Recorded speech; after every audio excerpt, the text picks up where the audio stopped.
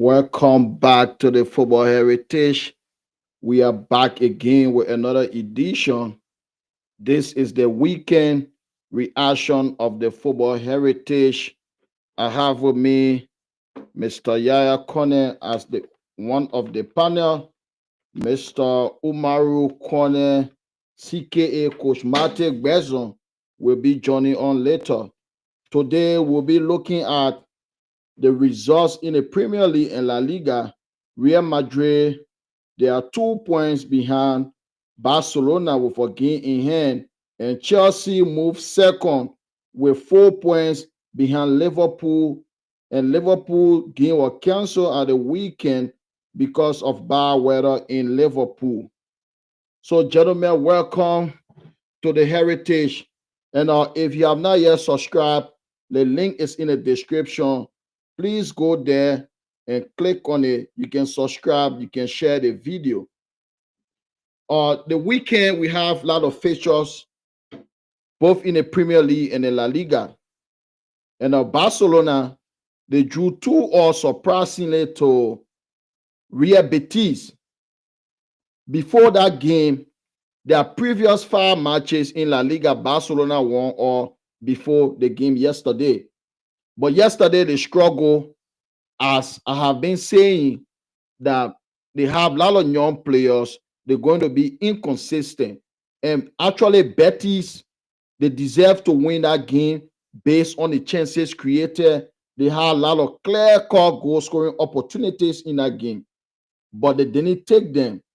And Lewandowski scored for Barcelona first was simple tap in to make it 1-0 to Barcelona in the first half. Second half, Betis King, they had a penalty, and Lo Celso, the former Tottenham Hotspur midfielder, equalized to make it 1-1. But Ferran Torres scored late on in the 83rd minute to give Barcelona a 2-1 lead. But then in the 94th minute, stoppage time of the game, Hassan Diao, the young Senegalese international, scored the equalizer to make it 2-2. Mr. Connor, what's your reaction to that game? Well, the Barcelona game. First, I want to say thank you to the game. I want to say thanks and appreciation to our listener, um, follower, well wisher, sympathizer. I want to say thank you guys for everything that you guys been doing. So, to the, I'm sorry, I got some cold. The cold kind of Yeah. hit me so hard this week. So back to the Barcelona and Betis game. We predicted that game if you were Barcelona, especially me, uh, based upon their past record, the head-to-head record. Barcelona got brilliant record over Real Betis when it comes to head-to-head, but it was a different case yesterday. Um, Real Betis stood out firm. They decide to go for it. They put in everything, and it pay off for them. From the Barcelona point of view, we've been seeing it time after time. The problem with Barcelona current team, they're playing brilliant football. Yes, that's true, but um, the inconsistency causing them so much trouble.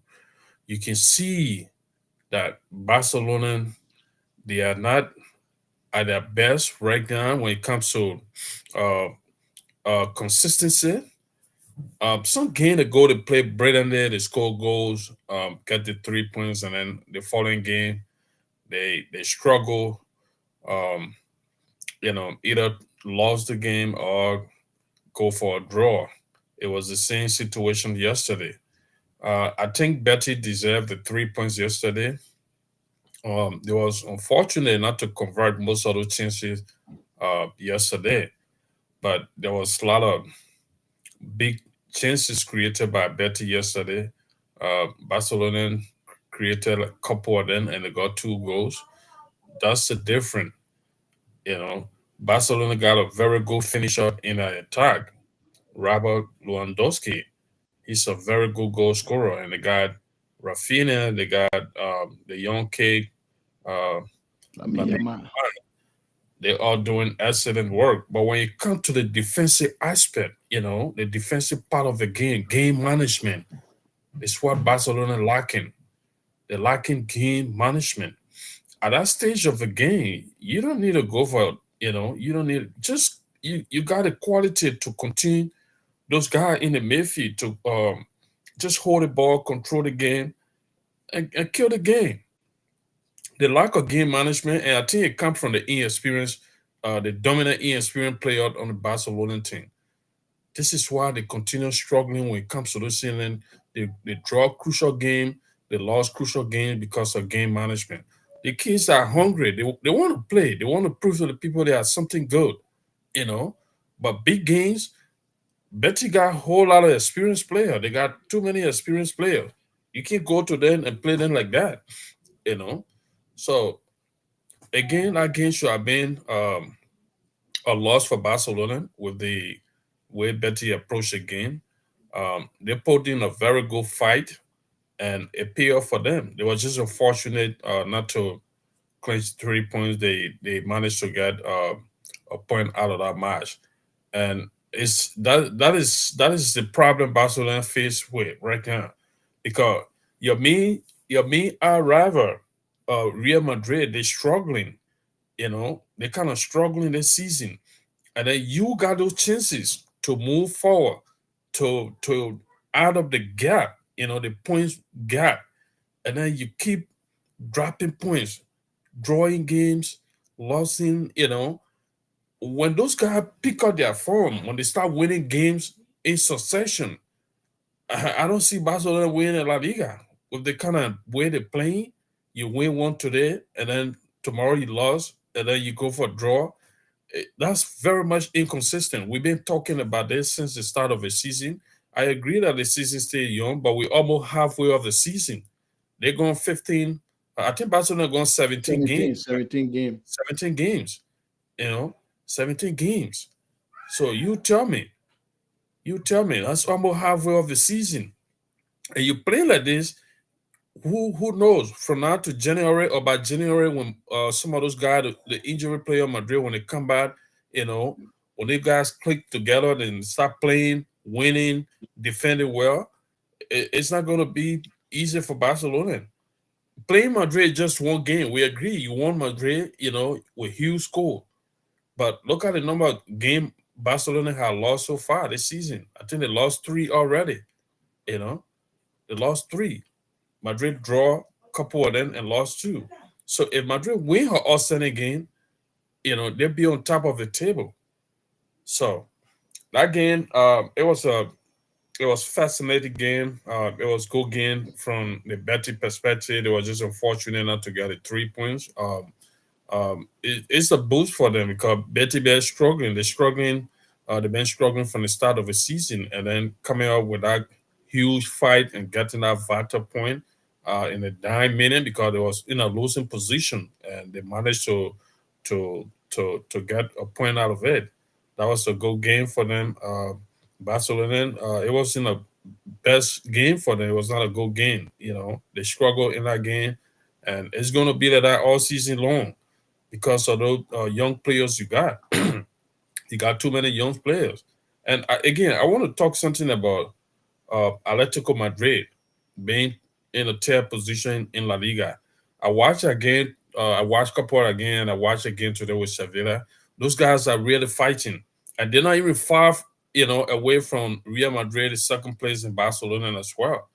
They're very close. They got pulled out a fight today. They was down 3-1 to Sevilla, and Simone brought a couple of guys. He make few changes, and that was a turning point again. You know, the manager Griezmann got 2 goals out of that game. He scored a very beautiful goals. Hit 2 goals are all beautiful goals. So those guys coming too. If Madrid and Barcelona keep playing like the way they're playing until the end of the season, we shouldn't be surprised to see Atletico Madrid winning the La Liga because they're really fighting, and they're not far from them. You know, they're not far from them. And mind you, those guys got Madrid and Barcelona to play as well. They got Madrid's return line. I don't know if they already played Barcelona in the first leg, but they got games to play. If they fight and win those games and then stand their ground, because I think they won 9 games in succession now, you know, that is good for them. From the start of the season, they struggle a little bit, but now they winning games. They're winning games in row. So we should look at Atletico Madrid as well. They're coming very strong, and they got a very good manager that's still on with them. He got a lot of players that been together for so long. He got so many physical players, so you can rule them out. You can rule them out the title race. They're fighting, they're proving that, and we're gonna see why it pay off for them at the end of the season. All right, thank you very much. I think Otis gone back off. Looking from the other end, on Saturday, Real Madrid, Baga bigger rival, they won 3-0 comfortably to close the gap to 2 points with a game in hand. Goals from Jude Bellingham in the first half, Ada Gula second half in the 55 minute. He made it 2-0, and Kylian Mbappe scored a third goal in the 62nd minute to make the game 3-0. So Madrid, some of their players, they are coming back from injury, and according to report, their May Champions League game against Atalanta, Vinny Jr. will be back, and Rodrigo also will be back in that game. So looking at Real Madrid, in a week or two, they will have their best trio. That is Vinny Jr., Rodrigo, and Kylian Mbappe. But first of all, let me ask you, what is your reaction to the game yesterday, the 3-0 win? You muted. Yeah, it was a brilliant game played by Real Madrid. We said this during our post match uh, show. Madrid put out a fight, and they needed to do that. Kylian Mbappe, he stepped up his game a little bit as compared to the past couple of games that he been playing. He was in the game, he fight, he runs, and he got a goal from that game. And this is why I said the last time, those guys, the unity within the Madrid squad right now, keeping them together, looking out for each other, fighting together. It paying up for them because the team struggling. Um, they're not in their best form right now. They play games and they can't control the game. At the end of the day, you see them winning the game. It's because of the unity within the squad. How do you know that? How do you know that? If somebody scored a goal, like you see the kind of support from his teammates, the kind of support, the way they embrace the person, and if they play something good on the field, they embrace the person. So it just showed that they're trying by all means possible to hold together. Since the other way around is not working, they haven't found their best form. So the best way to get to that place is by fighting together, staying by each other, support each other, make sure that um everything that is going to be created by each other when your teammate is in the best position. Make sure you're giving the ball to get the goal because the teams matter right now. The individual brilliance. They're not looking at that right now. They're holding together, and it's paying a lot for Real Madrid. You saw it in the game against uh, Girona yesterday. You saw it in that game. They're playing teamwork, and he paying for them.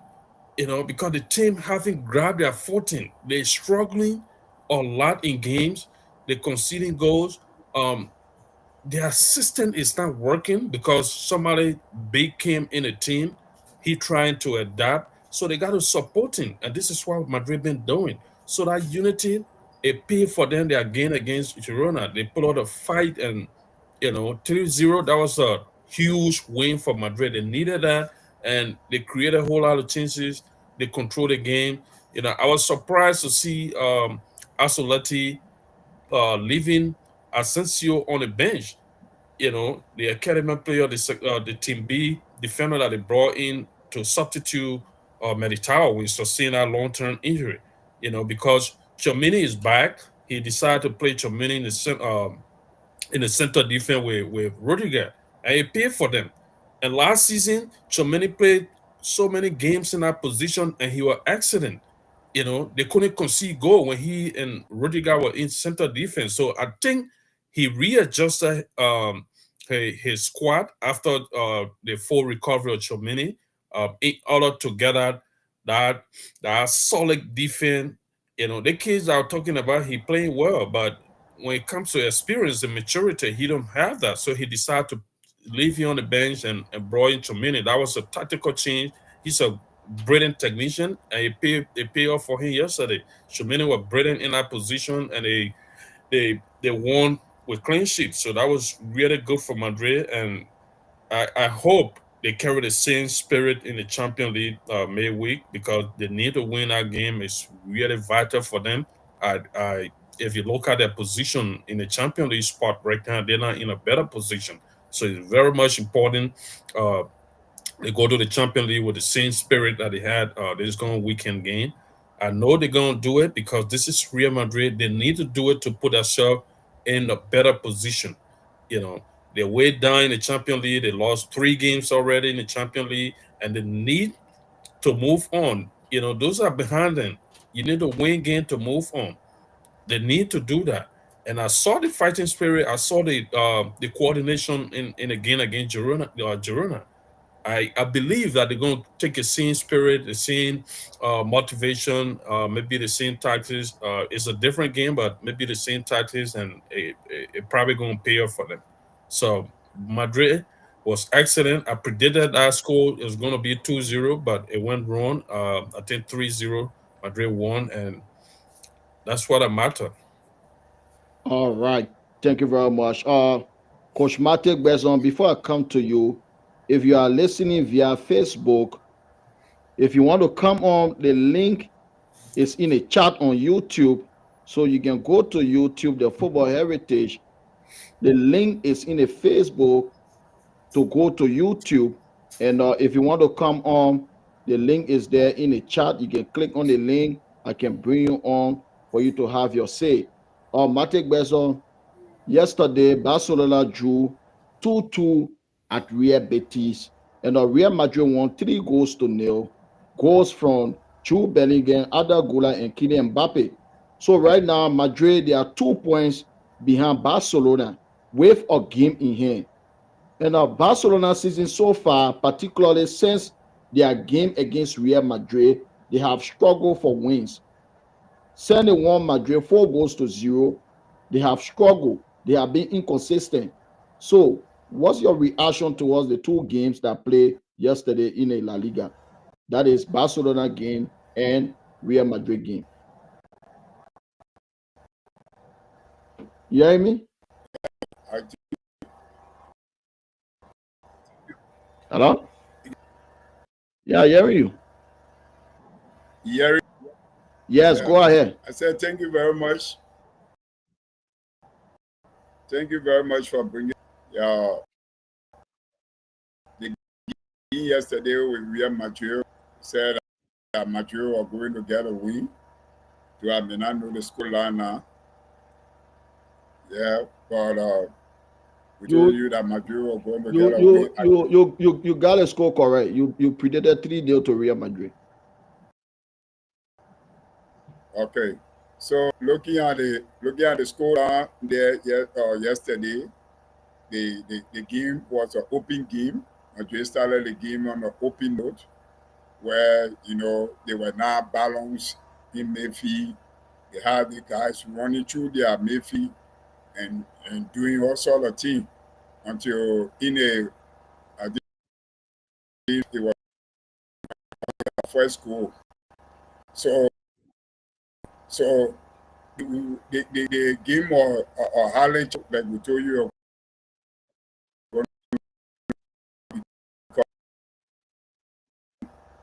I think they came from a win, yes, and they are Madrid. We told you that Madrid are going to win. Okay. So what's your reaction to the Baga game? They drew 2-2. Yeah, Barcelona game last game. It was disappointing to me to see no Baga drawing that match. The game play, looking at Baga dominating the game, and then seeing them going to a 2-2 draw at the end. It was a kind of a little bit shocking to me. But that's football. Fairly unexpected. That Josiah Johnson mentor used to say, football is a biscuit. You don't know.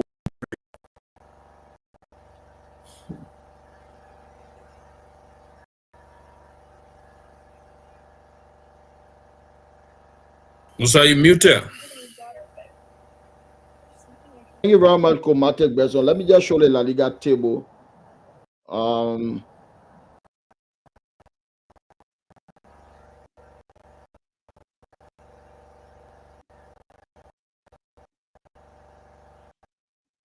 As you can see, Barcelona, they have 38 points.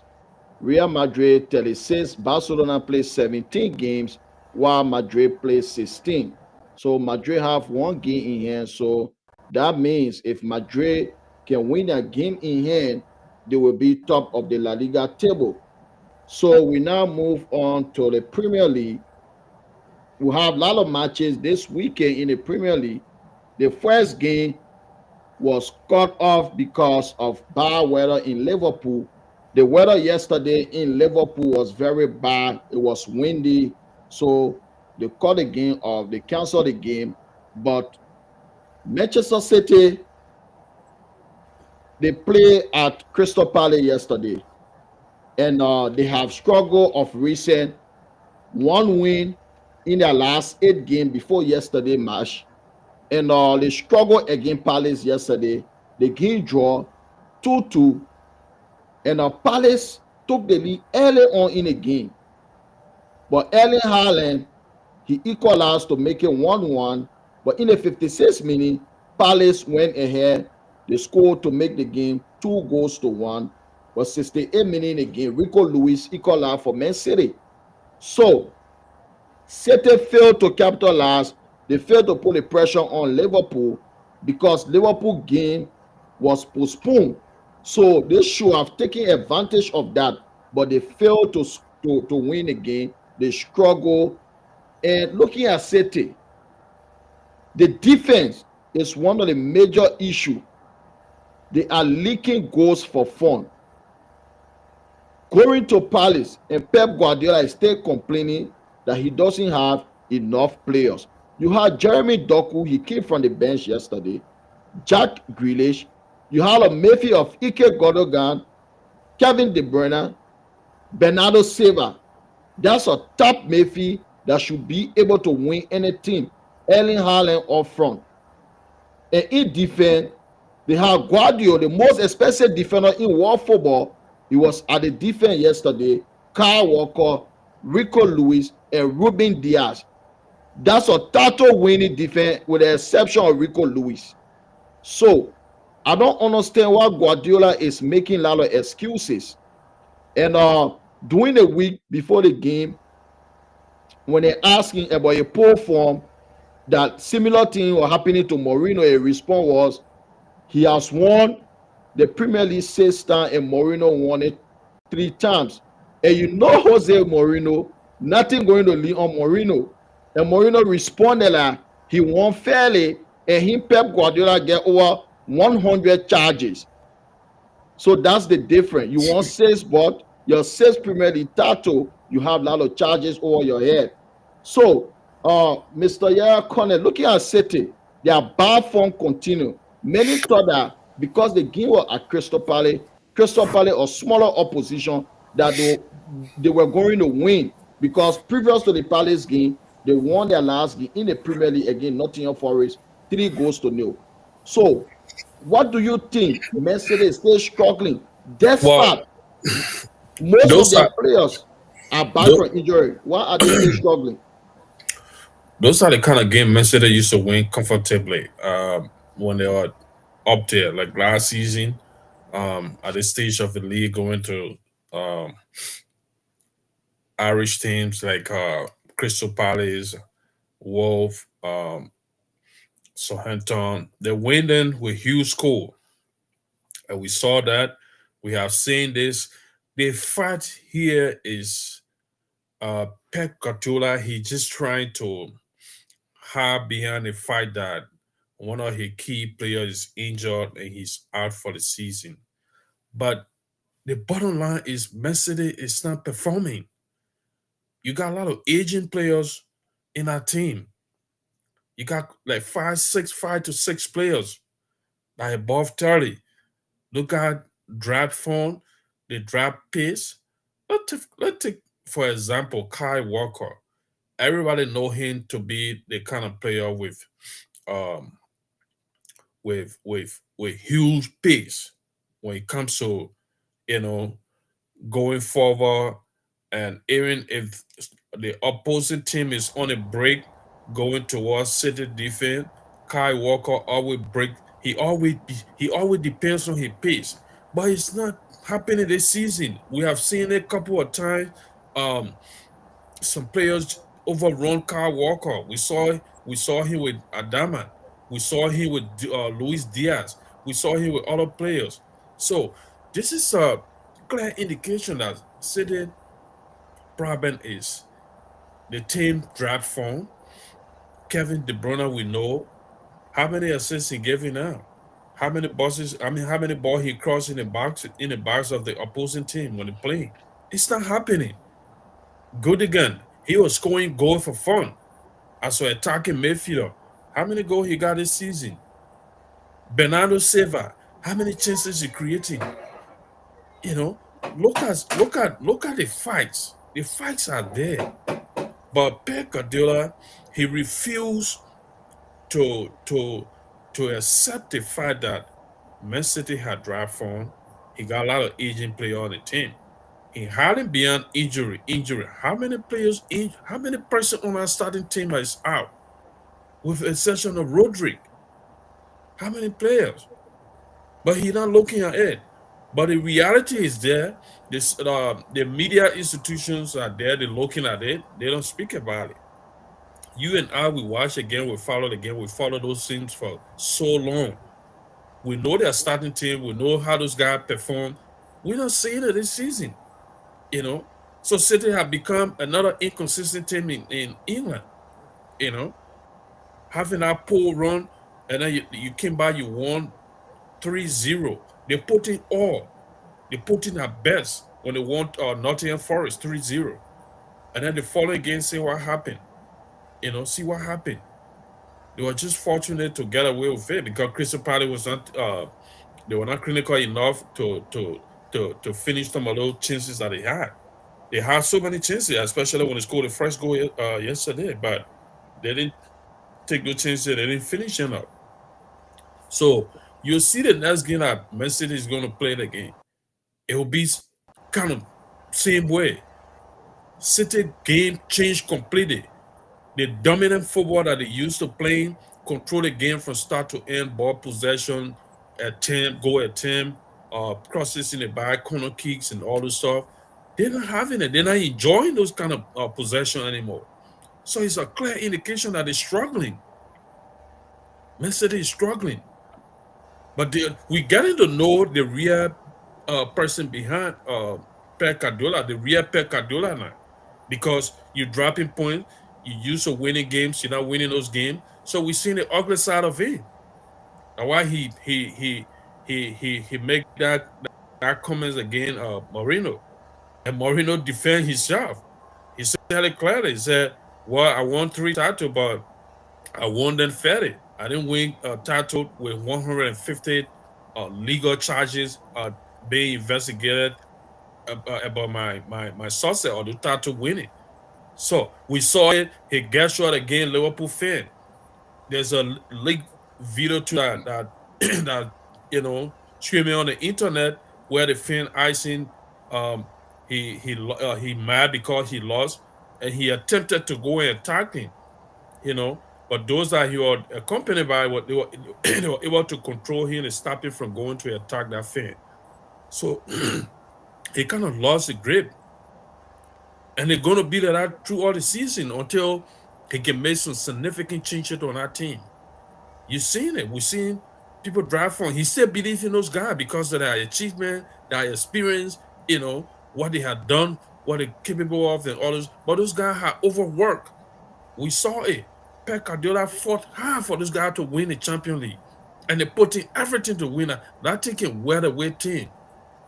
We are seeing it. We are seeing big teams that they play together 4 5 seasons, and the next couple of seasons, if you can't change a couple of players on that team, like 4 5 players, to bring in fresh lead, you're gonna see the guy dropping from, and this is what we see. This is what we're seeing from City right now.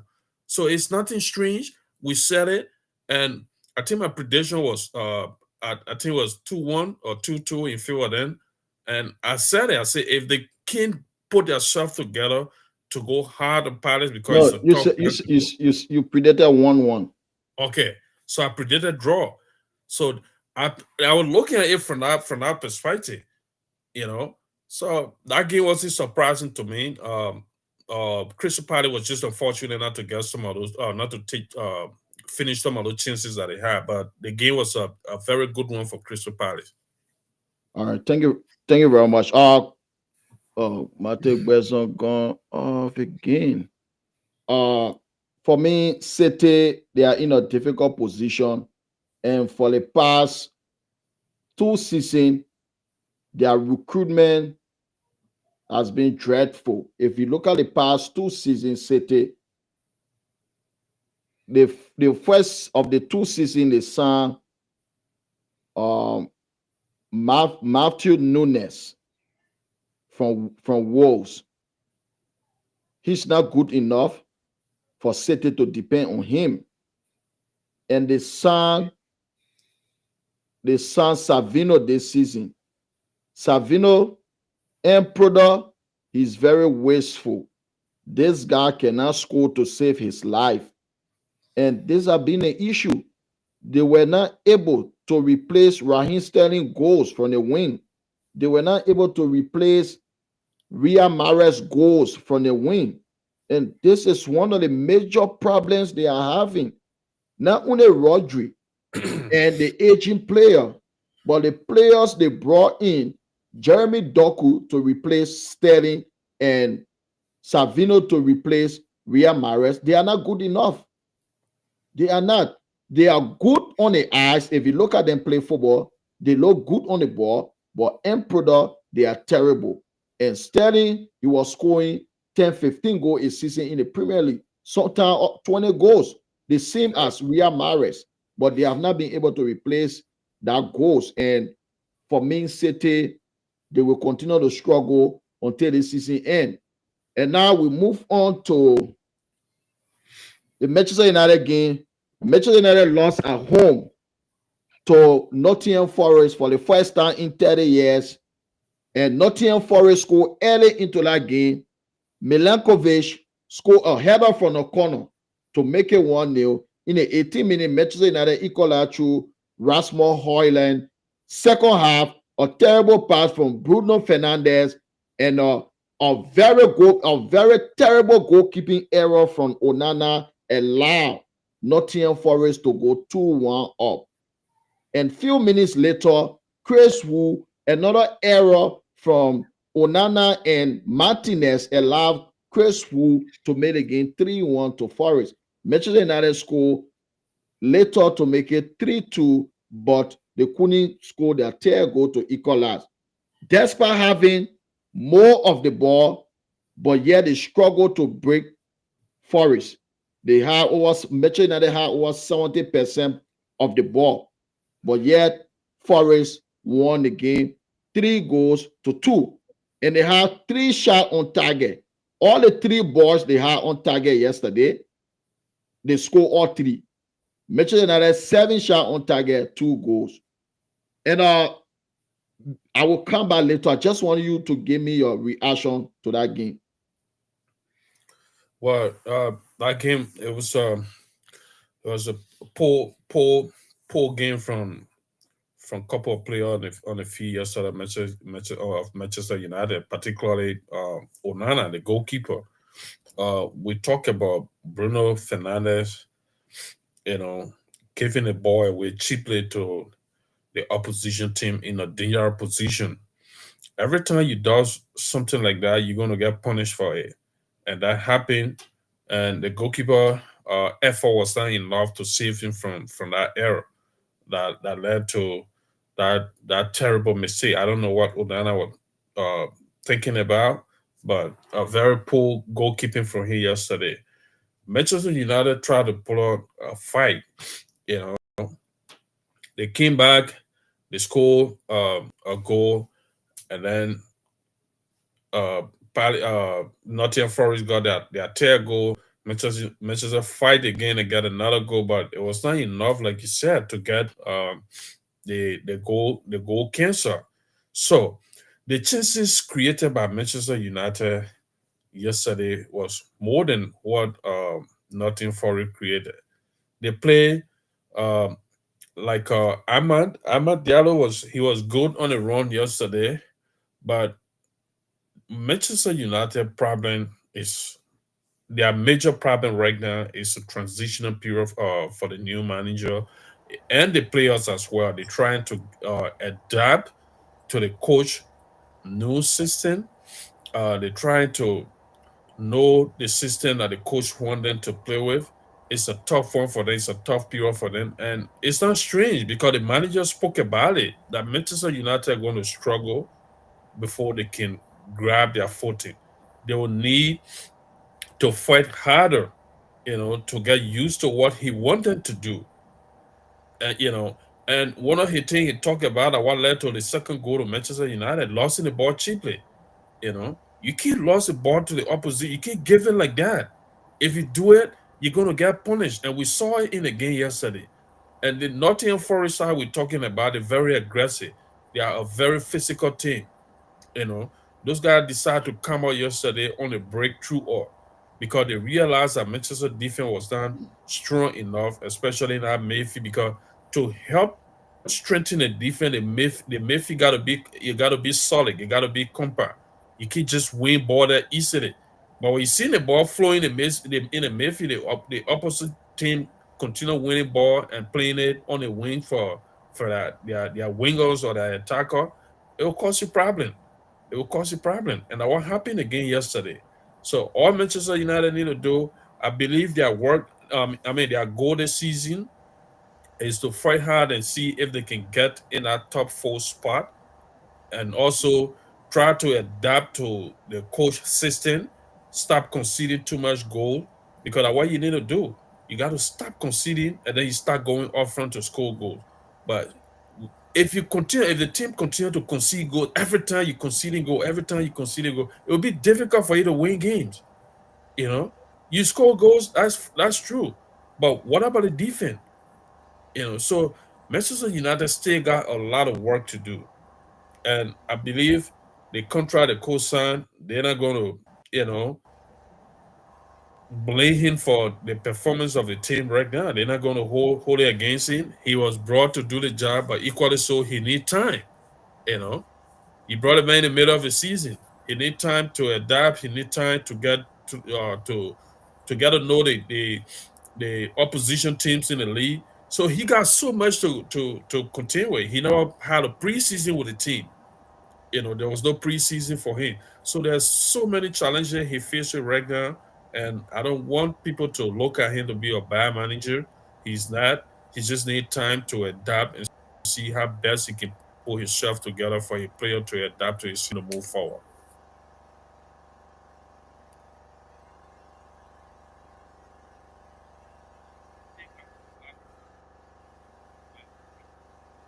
All right, thank you very much. Coach Gerson, uh, you went off. We talked about the City game. City drew 2-2 at Palace. Manchester United lost at home 3 goals to 2. What's your take on those two games?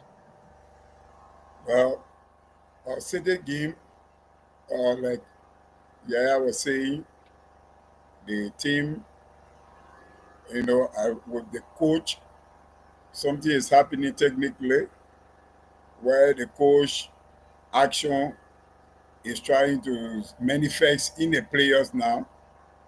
I saw some video of him crying, sharing tears. I don't know whether that's a recent one. And he's sending a lot of messages out to the media now. He who used to be the media fury. So you don't want to accept that the team is losing form, like Yaya said, regularly said. But the team is still good, but they work a lot. That team is a tiring team, and I told you about the possession football. The possession football is a kind of a game that you will want to play, and, to dominate. But I don't see it at all competition football. So that's a start. People are grabbing it and looking at what he have achieved in the Premier League. Also, yes, the records are there. He won it like 6 times. Talking something about Mourinho, and Mourinho answering him. All these things are now a fair one. But I think he need to step up a game.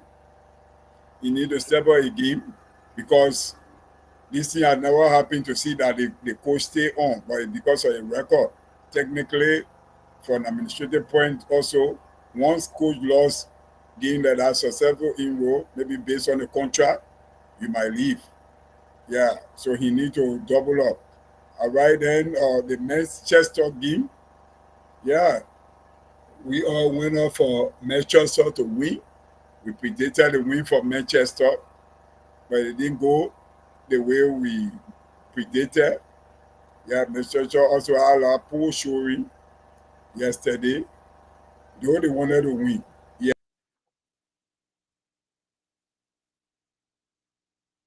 Hello? Coach Bezon, you there? His internet is so bad. Let me just gain a few seconds if you're not. Are you there? Hello? All right. He's off. Yeah, he's off. Let me just go to the Manchester United game. As I said earlier, most of those players, they are not good enough. This is the reason why the coach, he called them out before he even started, that those group of players, they don't have energy, they don't run enough, they gave the ball away too many times. And it is not strange that a player like Bruno, or captain that's supposed to set example, or captain who's supposed to be the one to put in 100% to look after the ball as a number 10, but he is the main guy who usually gave the ball away. And the coach, there are a lot of work to do. Only 8 players, in my opinion, deserve to stay, and most of them are the young players. Only 8 players, like what Jurgen Klopp did when he went to Liverpool, when he took over Liverpool. Before they won the Premier League and the Champions League, that was a different team. If you look at that Liverpool team that won the Premier League, the entire front line, Firmino, Sadio Mane, Mo Salah, Jurgen Klopp bought all of them. They made the same. Une Henderson was the only player he met on that team that started on that Liverpool team. The goalkeeper Alisson, he bought him. Virgil van Dijk, Mate, Trent from the academy threw him, and the number 3 Robinson. The entire team, only the captain Henderson was the only survivor from that previous dreadful Liverpool squad. So the same should be done, but it will take time for Manchester United. Une Lenny Yoro, Rasmus Holland, Kobe Maino, Amad Diallo, Garnacho, Ugarte, Delete, and Mazraoui deserve to stay in our squad. The rest of them, they have to get rid of them. Particularly Bruno Fernandes and Rashford, they need to sell those guys ASAP. Probably January, those guys need to leave the football club. Bruno Fernandes, he's one of the worst footballers I've ever seen. But a lot of people, especially modern day fans, the only thing they look at is stats. The football player, their assists and the goals they score. But stats are deceiving. If you only look at stats, a lot of players will be looking like a good player to you. But Bruno, yesterday, his performance was abysmal yesterday. Even though he scored a goal, and this is how he been fooling majority of the Manchester United fans. He will play badly, and probably he get an assist or a goal, then the fan will forget about his bad performance. So at the age of 30, a guy making 300 grand a week, he doesn't deserve to be on that team. 300 grand for that is abysmal. They need to get rid of him. For Rashford, he's a player who don't give 100%. He doesn't run. The people around Rashford and Rashford himself, he sees himself to be on Kylian Mbappe and Vini Jr. level. But he is nowhere near those guys, nowhere near them. And that's how he sees himself. This is the reason why he usually walks on the field. Whenever he lost possession, he will walk like he is Kylian Mbappe or Vini Jr. And in my opinion, in this modern day football, in our generation, only two players had that right to walk on the pitch, whether they lose possession deep into their half or into the opponent half. Those two players are Lionel Messi and Cristiano Ronaldo. Apart from Messi and Ronaldo, no player should be walking on the field. And this is the problem. This is a problem that the old people, the banker that were in charge of recruitment, creator at Manchester United, but average player, put them on huge salary. Rashford and Mo Salah is making similar money. How on earth, if you're making more money at your job, you should be one of the best person at your job. Rashford and Mo Salah on similar salary, and Rashford, he makes more than Salah. He's a bank average footballer. But the only reason they don't criticize him enough because he has a British passport. And this is the problem. Even the United legend, Rio, Paul Scholes, every one of them, they are part of the problem. They used to criticize people like Paul Pogba performance. They used to criticize Anthony Martial. Anthony Martial was a better footballer on Manchester United than Rashford. And you can see, you still have, just give me 2 more minutes. We still have players like Luke Shaw. The guy, he has been fit for like 3 weeks, the entire season, from January to December. 3 weeks of football. I want to get Manchester United for almost 200,000 a week. And yet, they don't talk about him. He has missed more games than any other Manchester United player through injury. But yet, they talk about Martial when he was injured late on in Manchester United career. The English media, they will never talk about where's my buddy Maguire? I saw it, he returned. Yeah, Maguire. Hello? Just hold on. Otia coming.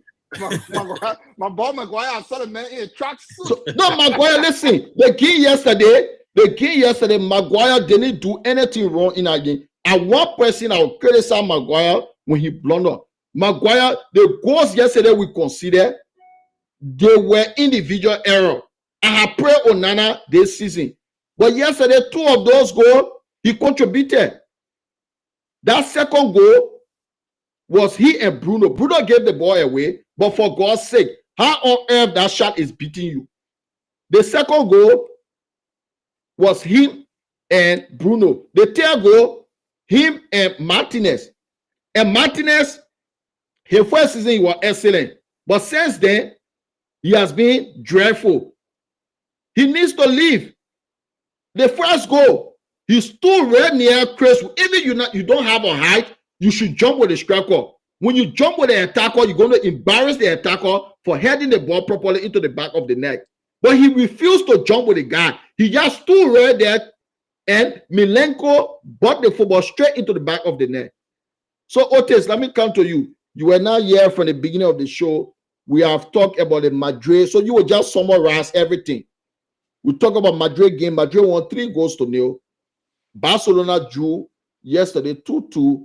And Manchester United lost at home to Nottingham Forest for the first time in 30 years. Individual mistake. Bruno Fernandes, Onana, and Martinez cost all the game yesterday. And Man City drew 2-2 yesterday. So let me hear you. Just to summarize, let me just touch bases. When it comes to, let me first of all start with the La Liga. And first of all, thank you. I've not been on because of time schedule, but I think I'll try to put in a little bit time to see. And I don't know what going on with my camera and so forth. I think it's from the website, but I think we'll try to settle that. But when it comes to the basic of La Liga, let me go to La Liga for a test. La Liga, we do agree, but Barcelona is doing everything they can do, but Barcelona team is the young players too much. The young players with consistency that weren't a problem. They will play better this 2-3 games. The next time they will drop form, and then we games that you think they're supposed to win, and then they can lose that game or drop points with that game. But that one team you can get edge when it comes to when you want to win Madrid in La Liga, you got to get a long gap. The gap should be very wide in the sense that they might find it difficult, and then they can turn it like when you see the game, the La Liga that Barcelona won or the former Xavi Alonso. Xavi Hernandez. Not Xavi Alonso, I mean Xavi Hernandez. Xavi created a long gap. It turned Madrid interest to Champions League. How you can treat Madrid if you want to get it out of La Liga. Get in a long gap, then the interest can turn somewhere else. Then they get look at La Liga, okay, they'll get maintain our space and then focus on something else. That's how it always. But for me, I still see Madrid get edge in the La Liga to see. I know they will make a cut. Madrid got quality players just because of few injuries that they are not been at the front. But I know Madrid. But Atletico Madrid too is coming a little bit. You see the gap between the Atletico games that I watched a few days. They're playing very well. They're playing like teams that really want to catch up. So these three teams you got to watch out for them. But I know Madrid will still make a comeback, and the La Liga will be given to Madrid. For me, that's my take. I'm a Barcelona fan, but the way I see them playing inconsistently, I'm not seeing them win that La Liga. When it comes to the Premier League. No, just talk about the two games. We'll reach to the other game, Man U game and Man City game. No, trust me, for let me just go to Man City. For Man City, I don't care how we like it or not, what Pep can be the genius of all genius. He can put all his mechanism, everything together. You can see that it's not about the team, it's not about the tactics. It's all about lot of 80% of the player there, they are well away. You can know that they are done. You just have to get rid of them. Hold on to your ground. Maintain your Champions League space. Hold on to your ground and see how you can build a team up for January. Add few players in December. And at the end of the season, you decide to build a whole team from scratch. Because if you see the team, a lot of players there, they don't. You can know the people play for long and they are tired. Like you see Kyle Walker, you can know almost the whole team, they are tired. You can know, say, yeah, the fatigue in the team, they are done. It's just that the only thing they have to do is just maintain, because if they, like the way they're playing, if they're not maintain a starter, even Champions League, they will be finding it difficult to go Champions League, I can tell you. Because you can see the team that they're not even attacking anymore. The pace is not there to even attack anymore. All the ball is right in their own half. Because people are afraid now, everybody tired to walk. The few players they add on for this season, they are not even players, they are not even producing anything. So I just see Man City is out. But like for Manchester United need to get, the only way that coach can succeed is to get rid of 80% of the players that are there. definitely going to succeed. Going to succeed. If you look at the players that there, he just need to keep few players there that because he will have to get FA Cup and Carling Cup to contend with. So you will have to keep few players that there. But 80% of the players there, they are done. Like one of the players that is worse, that very, very worse. All the games I can watch for Manchester United is Bruno Fernandes. Bruno Fernandes, he don't lost the ball in the opponent half, but always in your own half. And always, if you find a midfielder or a tackle creating that problem, you will always find someone, a defender, to be, you'll say, oh yes, the defender. But sometimes, because that football game is body movement, the way you lost the ball can get your defender off track. He can't be able to recover because there are some passes that can come. It can't hold. Like when you watch the game yesterday, look at that ball he lost. Though I agree, the defender should have made, but when he lost the ball, just a single pass, that pass alone get the whole defender off rep, because the defender, because that game, the mind game, the anticipation was playing the ball up front. You get the ball to one of your Kingsmen that you believe that can do better. And then he lost the ball right in your own half, and just a single pass can beat the whole defense. If you watch Bruno, for me, if that coach want to succeed, I think he just need to, I don't know how to place it. January coming, but these guys are on very big salary to get them, to keep them on the bench. But I think he had to close it out, because when you want to get, because that particular team, there are 3 coaches now on that team that don't succeed, meaning that the players got a problem, not the coach. All right, So if okay.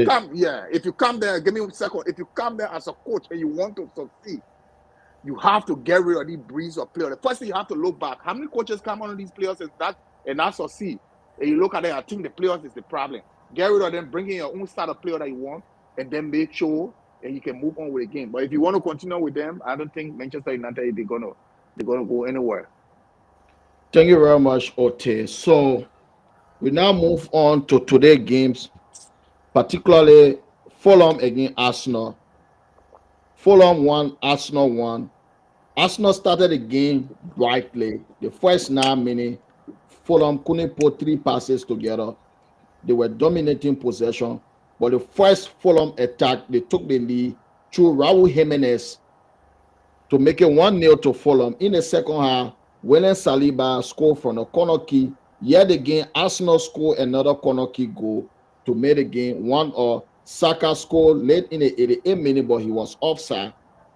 Coming into the game, the ball is Stoke City. Arsenal, many people referring to them as Stoke because they have scored so many goals through set pieces.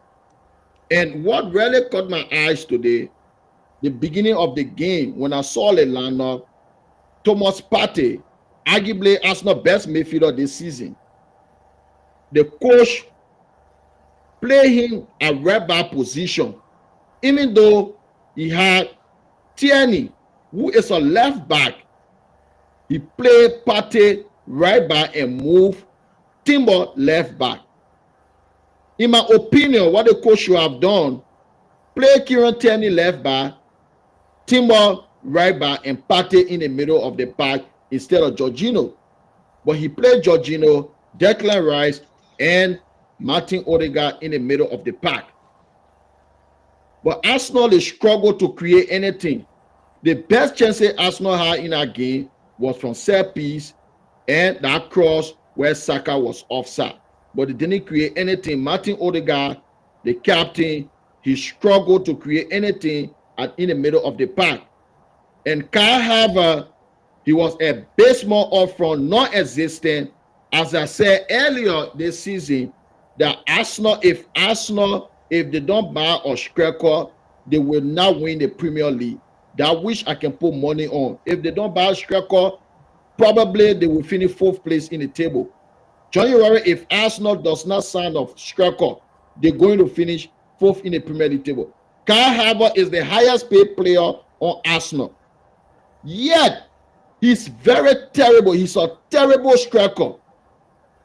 His movement up front is abysmal. And being the highest paid player on the squad, but yet your performance is not good enough to lead the line. And Gabriel Jesus on the bench, he came on later for Kai Havertz. He was non-existent in the entire game. Those two players, they cost Arsenal 110 million pounds from Chelsea and Manchester City. Those two strikers. But yet, looking at their performance so far in Arsenal jersey, they have been dreadful. And if Arsenal, if they don't sign a striker, they are not going anywhere in the Premier League race. And Trossard, for me, he was terrible on the wing. Trossard was terrible today. This guy, in my opinion, he should be coming on 25 minutes to the end of the game. But every time he starts a game for Arsenal, he is atrocious.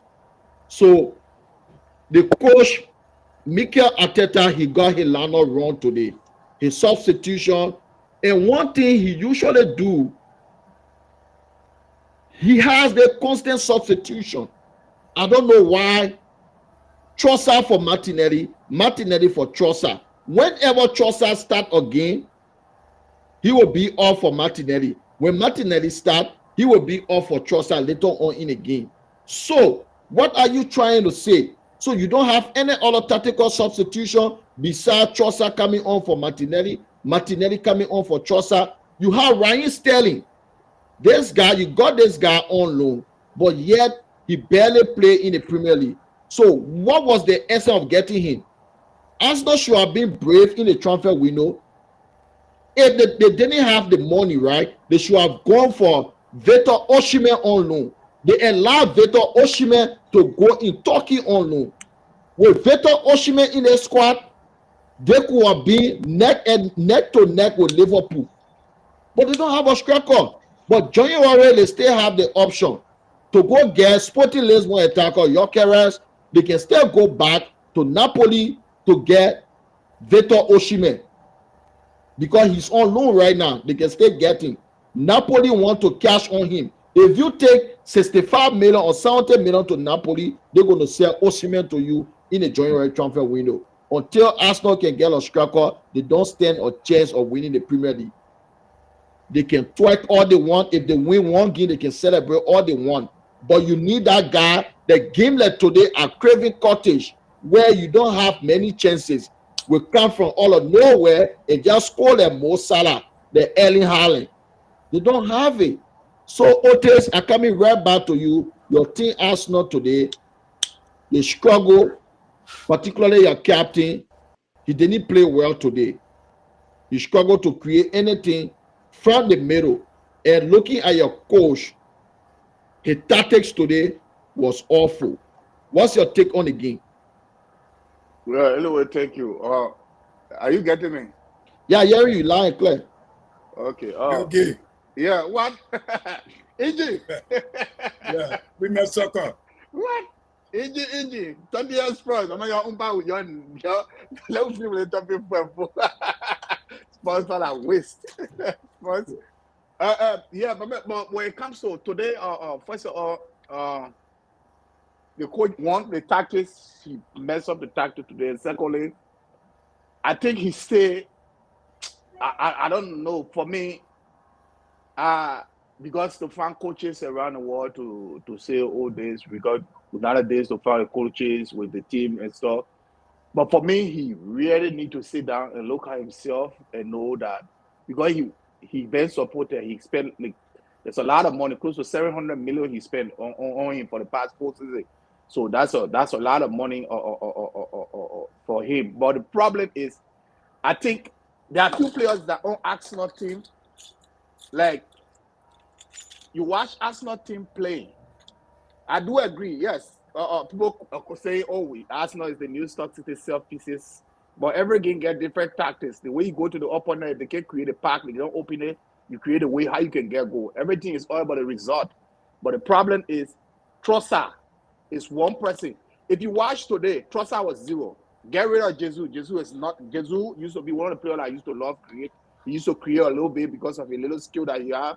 But right now, I'm not seeing. Since I don't know, 0% he get into the game as a substitute. He don't make any impact. He lost ball all the time. So he's for me, January, if there is any possibility, get rid of Gabriel Jesus. Today, you have a number 3 sitting on the bench. He's switching Thomas Partey. I love Jorginho. Jorginho is one of the creative players. The calculation when it comes to the game based on your experience is very good.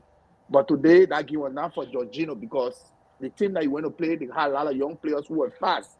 And Jorginho is not a fast player. Thomas Partey understands the park, staying in the park there. I think we're going to create a lot of little bit of chances. We want to give Odegaard the gap because you need Odegaard to be free to do what he can do. Because when you get Odegaard into tech space, you can get his job done. Today, when you look at the left side over there, Trossard, 0%. At least when Martinelli came in, there was a little way of creativity on the left side. Trossard is not a player that, for me, all the game he started for Arsenal was 0. He can't do nothing. You still looking at the gap, but you still want to force the person there. You see the person, yes. What a reason are you getting a good number 11, and then you still want to use somebody? When you look at Trossard not somebody that's supposed to play on the left side. Trossard somebody that's supposed to play right behind. He's a good number 10. But when you keep him on the left side, meaning that you made that's the reason you see Arsenal whole game today was all about the right side. But because the guy who are playing the left side for Fulham, the guy created tech space for Saka today, so there was no way for Arsenal because all everybody want to play on the right side. All everybody want to play because they were playing with our number 11 because Trossard was dressing in a gap a little bit. It's deep into the center cycle, so we're not giving the room for somebody to use the left side. So at the end of the day, Arsenal started to chase the ball on the right side, but the right side too was so tight for Arsenal because the number 3 for Fulham was not giving. Yeah, he was not giving Saka no space.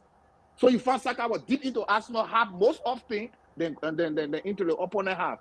So it created a blank side for Arsenal today. So I think the coach need to come to that his tactics. To use Thomas Partey number 2 is not working. You try, I think 2-3 games now he tried, and our games will suffer a lot. So it's not working. It's not working. So okay, Ote. All right, Ote. Thank you very much. Matek Besson, let me come to you. Otis, are you there? Yeah. If he can, like 1 minute, if he can get a striker this season, Kai Havertz, that's 0. Kai Havertz is complete 0 as a striker. We're not looking for a striker that score after 2-3 games. You score 1 goal. You need a complete prolific striker. You don't need with the kind of players that Arsenal get right now because if you get a kind of team with the kind of players, the season can weather away. We're just looking at Man City. If you get a team going on and you can't win anything with the next 3 years from now, 2-3 years from now, that team done, and you find it difficult. So we need to get rid of Kai Havertz. Somebody need to be replaced. Somebody need to come in for Kai Havertz. And you need to give other people chance for them to do their work. I think his tactics today were very wrong, and that's why I suffer Arsenal today. So maybe we will try. I don't know. The next game we'll see what to do, but we'll probably see Liverpool flying and Chelsea too. No one underestimate Chelsea. Chelsea team they are on the path now of winning our Premier League because we'll come to that. We'll come to that. Yeah. Thank you very much, Ote. Matek Besson, looking at the game today. Yesterday, Liverpool game was postponed because of bad weather, and today Arsenal they have the opportunity to put pressure to go 4 points behind Liverpool, even though Liverpool have a game in hand, but they didn't take advantage of that. And looking at the coach, in my opinion, the mistake he made from the initial stage of the game, playing Thomas Partey at right back, changed the entire dynamic of the Arsenal midfield because Partey, he is the one who get the ball quicker to Martin Odegaard to play through passes for the attacker. But he played Partey at right back. Despite the coach having Kieran Tierney, who is a left back, to play from the start of the game, he still played Partey at right back. So, what's your take on the game today? Yeah, I watched that game, Arsenal versus Fulham, and like you regularly say, technically, you will have coaches taking and having the problems when you come to the game of soccer, meaning there are three teams, tactical issues that take place. They are why we talk about the pairing of the players, the reading of the game, and also making substitution. So if the man found out that his team have maybe problem on or side, and he think that this player can work the way he's doing with Thomas Partey, yes, but now it's not good enough because it's not helping him. He need to change, like you said. Yeah, you need to change to bring on because the people want result. They want result, and being comfortable too with the players, the team spending money. And, he there taking care, not just being there as a coach, but he also there as a a role model for the guys. I think he been there for the past 3 seasons now, and The coach, this moment, okay. 5 years. Okay, so they are kind of getting maybe what they want. What they talk about the money spent, yes, yeah, looking at the money, but then the players have to work. Yeah, that's why one of the team, the players have to work. We will not believe everything on the coach, but the players have to work to get out that win. And if you see it today, yeah, they wanted to win. Like I will always say, nobody go to a game to lose, but Okay. the result is just what was for that game. All right. Good. Matic Bezon. Thank you very much. Mr. Yakone, let me come to you. Today, Arsenal, they failed to take advantage of Liverpool game being postponed. They could have won today to move 4 points close to Liverpool, but they drew at Craven Cottage. That means their last 3 Premier League meetings with Fulham, they have 0 win. They have now won against Fulham for 3 games now. And Arteta, he has been in charge of Arsenal this December. This December made him 5 years at Arsenal. And he won the FA Cup in the first season. And that FA Cup win was during the COVID year. No spectator. With us spectator, there's no pressure on the players. And he won the FA Cup. But since then, he has spent over £700 million. But yet, this guy, he spent over £700 million. He spent the most money ever in the history of Arsenal, but he has not bought a proper attacker. He spent £110 million on Jesus and Kai Havertz. And those 2 players, they are not good enough to deal it down. So, looking at our result today, what is your opinion? What's your perspective? Well, they just did a huge favor for Liverpool today because dropping 2 points, which which which are in favor of Liverpool. I kind of confused. I don't get it. Ryan Sterling. You talk about Ryan Sterling. Let's talk about Ryan Sterling a little bit on Arsenal team. This is a guy that know the Premier League. This is a guy that came from Liverpool, scoring 15, 16, up to 20 goals a season. He went to Man City, the same. Now, he went to Chelsea. He didn't get enough playing time with Chelsea because Chelsea changed their entire squad. They got a very big squad right now. Now, you brought this guy. You brought this guy to help your team. This is a guy that got experience. His scoring ability, his ability to take some player, very important.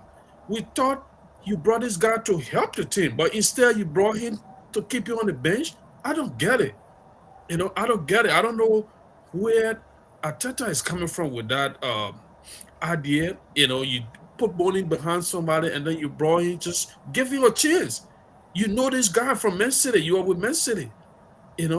Arteta, you was the assistant coach to Pep Guardiola at Man City. So you kind of familiar with his football. You're kind of familiar with his game. Trossard is not better than Ryan Sterling. Why can't you give him a chance? Now you decide to put Martinelli on the bench. Martinelli is more faster than Trossard. But if you look at that game today, it was a very tricky match. I said it last week, midweek rather. I said it. I said it was a tricky match for Arsenal. We saw Arsenal going to the game. Those guys got a few players that very fast on the break. Adama Traore, uh, and their own players. They got two former Arsenal players are on our team today. It will be a Smith Rowe.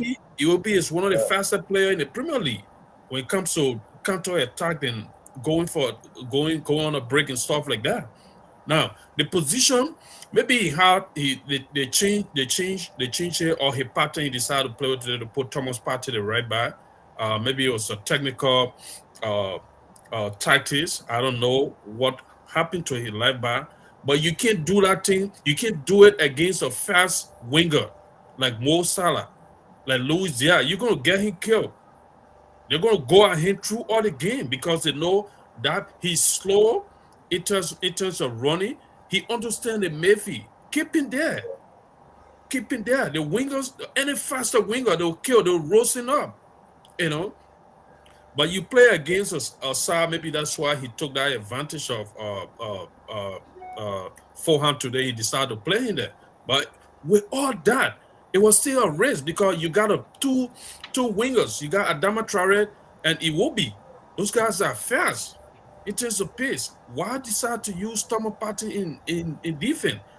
He's supposed to be in your midfield. Give the support to Martin Odegaard for him to be able to create, move for the ball a lot. Because that stability, he gave us stability to Arsenal Mayfield. And then you misposition him. Why? He was not actually misposition, every coach will want to do that, like I told you.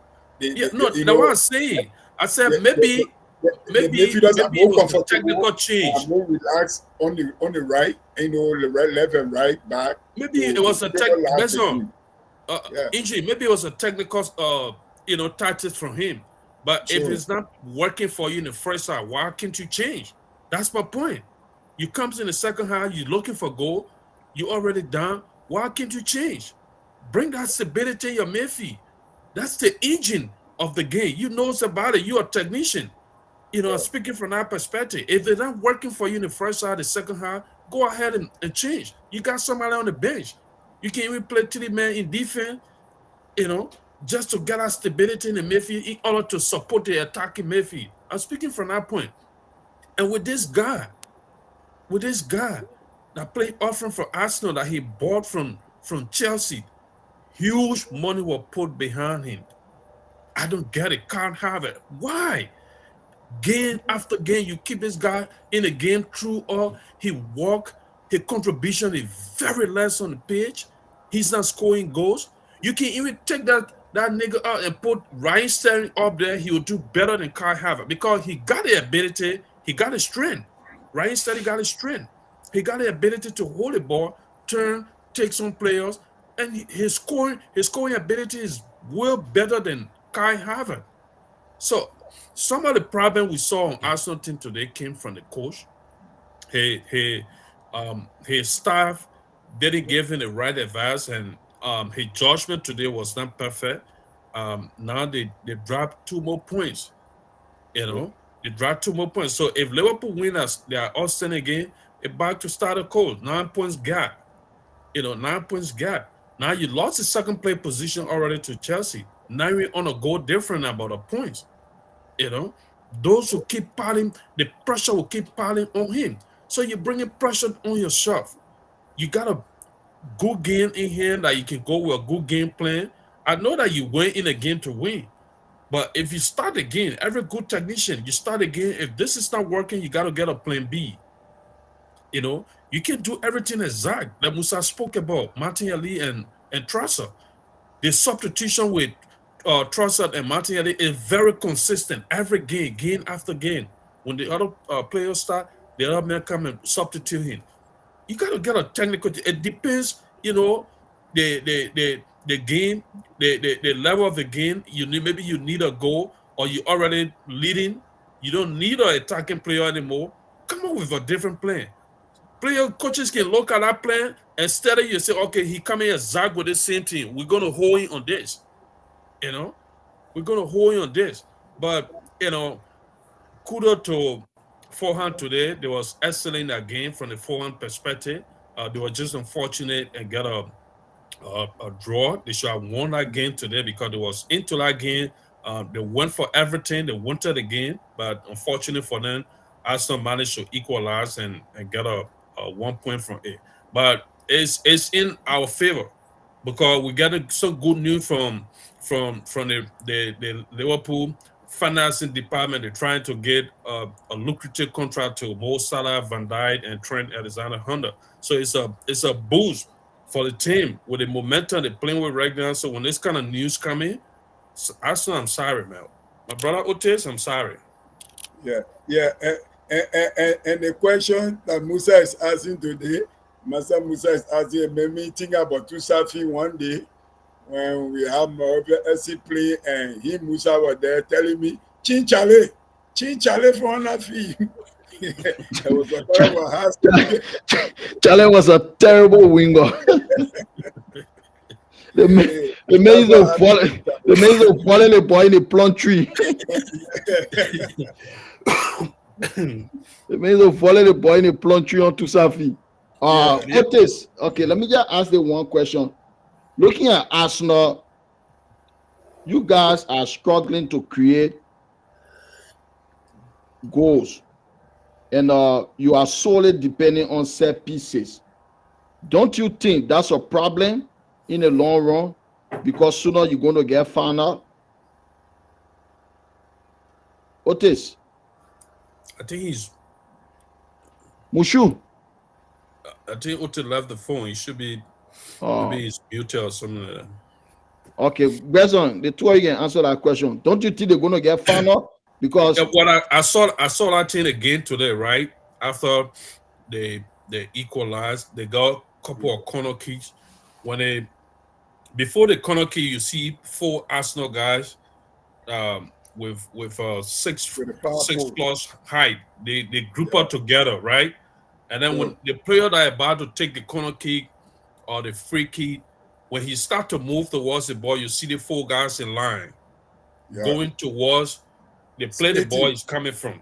So, and no guy continue following them man to man. They did it at 3 different corners, so they couldn't get nothing out of it. Like he's saying that when they get found out, it's happening. It already happening. And Besson said it Friday. Sure. He said it. He said pretty soon coaches will start to study that tactics. You can't depend. You got to get a plan B. Those are additional options in the game. It shouldn't be your first plan. Go to the game. I will know Arsenal to be a team that create a lot of chances, move the ball around a lot. But when you start to play with that kind of system, it worked for you a little bit because team kind of new to them. They catch up with them and all this stuff. But when they start to find out, this is hard to stop them from doing this. You're not going to get goals in the game, and you start dropping points because you go and struggle to create, you struggle to score goals, and then when they score on you at the end of the day, if you can't get a goal, they win you, or you manage to score one of them, then you come over a draw like the situation with them today. It was exactly what happened. I was watching that game today. My mind went straight on you. What you said, I said, just watch that game. How this guy can group themselves, and I saw it on several occasions when they group themselves, trying to play the ball. You see them moving in sequence, and then sometimes the defender get confused. They don't know who to follow. At the end of the day, you see one man is on mark. He just come from nowhere and had the ball in the ball. Yeah. I think Besson, you can answer the question too. Yeah. What? I didn't get it. Come back. Yeah, the question is Arsenal, they are relying on corner. Most of the time, set pieces, whether it's a free key, it's a corner key. This is where they score most of their goals from now, especially against bigger opposition. You saw them score 2 corner key goals against Manchester United. They score corner key goal against Manchester City. They scored a set piece goal against Liverpool. So, and today they also score from the corner. Looking at that, don't you think sooner or later they're going to get found out? Yeah. Like I told you on Friday, the same thing I just said. I said our technician, we always create that kind of tactics to make use of it in a game. So be it 1 or 2, you will get it at the advantage, and you always want to make use or make use of it. So when I saw it, I said I was going to look at it today, and I look at it keenly today again. It worked for them, like you said, but Arsenal is not that team. Arsenal is not actually that team that depend on the kind of a team. Arsenal should be a fast break team, a counter-attacking team, and once they get it, they work at your back of you, and it's trying to so go. So they will have to change it. Though they what they call you, they gain it from it now, but they will have to change it when they want to do better, play their same normal game, try to maybe what you were saying, like Johnny Warren, to go in the window, go to the window and bring some. Like you were saying about the attacker. Yes, I will start to look at them player by player and start to look at it department by department and start to give our full analysis about some of those things there. So, but I want you to be abreast of with our prediction that we made. So No, that it can before we help go, us. I will do that before we go. So we now welcome the Arsenal fan from the dry rest market area, Mr. Mohammed Kone is on. Looking at your game today, I know you watched the game. You getting me? You hearing me? Who, me? No, I'm talking about. Talking about And Madrid. Diallo, you hearing me? You hearing me? Hello? You getting me? Maybe it's muted. Hold on. You gotta, Let Mohammed, me Mohammed, wait, hold on. you gotta put your mic. Can you put your mic? You not hearing me? I think that Hello? video froze. I think the internet froze. Who's that man say I'm muted? I don't know why I'm muted. No, you We getting hearing you, you. Otis? Oh, okay. Yeah, check your mic. I think you muted. Yeah, he probably got to go off and come back in. Check because your the mic. camera You kinda muted. froze. Yeah, what happened in Musa with the video? When you put a video on and tell you, say, you Mm. can have it connecting, but it can't come through. So, So I think Otis, he okay now. Your camera moving now. you hear me now? Okay, Otis, let me yeah. come to you, right? I asked a question, but you were not available. Arsenal lately, they are depending on set pieces, and today they score with a set piece. So don't you think Arsenal going to get final soon? No, obviously that every coach will want to. They know alone. They know there's your strength, but like what Martin Bojan said, Arsenal is not a self-pick coach. Arsenal the tactics just start coming about. Though it was in full swing. I think the coach started the self-pick coach started to create the tactics when Arsenal started conceding from self pieces. So I think he started to put some things in place to see how best they can defend self pieces. And in that means of defending self pieces, they started noticing, they started getting goal from self pieces, but tactics come. So our coaches, they go to the drawing board and know this is what we can do. If we can get this, we get this. And these things are making the opponent to be afraid. When you see how when Arsenal get corner kick or any self piece, you see that the players, the opponent, they try, they thinking how to hold Arsenal. So the coaches are coaches too. The people get a hammer. They know what they are doing. They got the tactics. Because if you try to create a tactics like Stock City back in the days, everybody playing Stock City. As soon as you carry, you want to get The lap, the long throw, the long throw from the You lap. always used to Bro, fight. the lap. You always used to avoid corner kicks and set Yeah. pieces again, and Everybody afraid of Stock City. They say as soon even it can be down in the time, get afraid. All the defender there. Nobody want to hold. Nobody want to get accountable for defensive error against Stock City when it comes to self piece. So I think Arsenal trying to use that tactic a little bit, but I don't think Arsenal is holding on to it. It's just that thing where giving Arsenal a little bit of a difficult time is creating in the path the attacker that will get on there. He's not somebody that to hope on. So even when he's found all the crosses from both left and right, Kai Havertz is a zero. So I think so. Arsenal just grabbing something to hold on to and see. But I would try to judge them from January. They transfer market when it open. That's why I would try to judge them from there. I would try to skill myself and know what they're standing on based on the self piece stuff. But I don't think that's what they're really holding on to. But just that when chances are not created, where you know that you can get your points from, you try to hold on to it and move on with it. But I think Arsenal used to be one of the teams that used to concede when it comes to set pieces in the game. Every game, Arsenal, before the game ends, Arsenal used to concede a lot of goals for set pieces. But now, they're scoring a lot, at least. So, when it changed into, we tactics there, we'll start to change and see. But now, we are the next, everybody is referring to us now as they start today. Now, for now, and for me, when we get corner kick, myself, I know it's a goal or it's a threat, so I can be happy when ball goes out for corner. Everybody there, we start winning. Yeah. Okay, Otis. All right, Otis, we move on. As you can see, the table right there in the Premier League, Liverpool, they didn't play and they stayed top, 4-point clear of Chelsea. They have 35 points from 14 games. Chelsea, 31 points from 15 games. Arsenal, third place, 29 points from 15. Manchester City, fourth place, 27 points from 15. So we move on to the Tottenham Hotspur game, the last game of the day. Spur, the coach, he took a risk that backfired today. He two center back, they were not completely fit, but he decided to use them, Mickey Van der Ven and Christian Romero. They were not fit for the game, but he rushed them and he will regret it because the both of them went off before the game ended. And Tottenham, they started brightly. They took the early minute lead through Dominic Solanke, a mistake from Kukureya.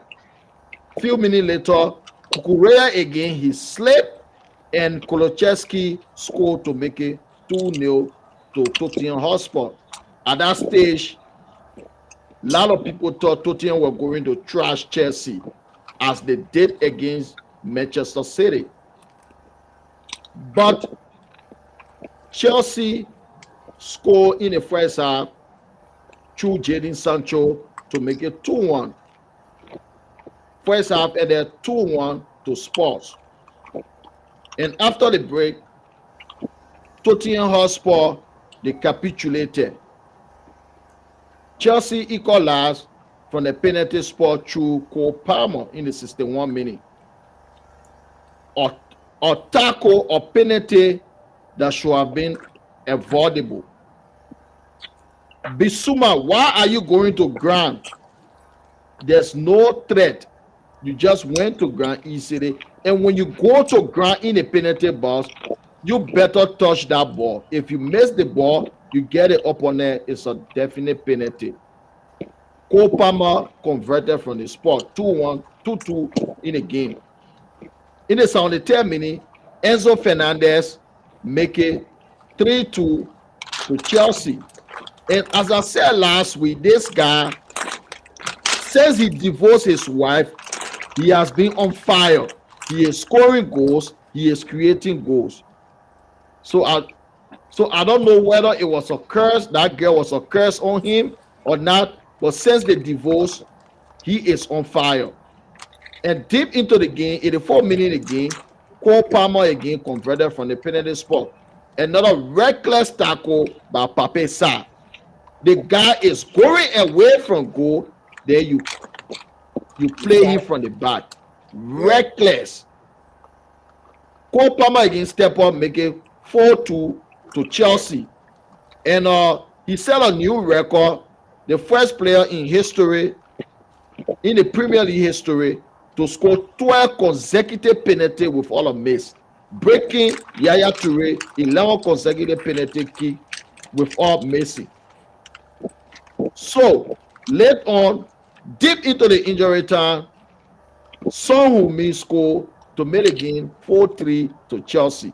So, Matthew Besson, I will come to you first. The reason being, you being a Tottenham Hotspur fan from day one, you've been a Spurs fan for more than 15 years, and you guys, since You all won the Carling Cup. The Carabao Cup used to be called the Carling Cup. Since then, you guys have now won a trophy during the days of Dimitar Berbatov, Robin King, Jonathan Woodgate. Since then, you haven't won a trophy. What is your take on this game today?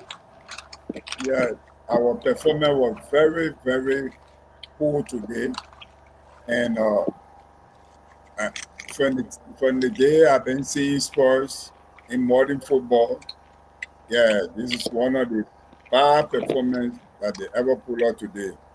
Yeah, because looking at what you have at hand, yeah, to even kill that game, but the coach decides to do like what you said, moving on. You know, people who are not fit, and you said it, they gone down. The problem was going to be in defense. Yeah. And there was no contestation today, except from the players on the penalty. You know, yeah, more especially the one party when he went and did toward that. The player is only dangerous when he's facing your goalpost. But he by his turn to goalpost, your pole, he's not dangerous. I saw him falling over him, and then right there, referee called for penalty. Yeah. So it was very decimal today. Spurs, yeah, for the past time, I don't know where the guys, you know, most of them, they brought them on from.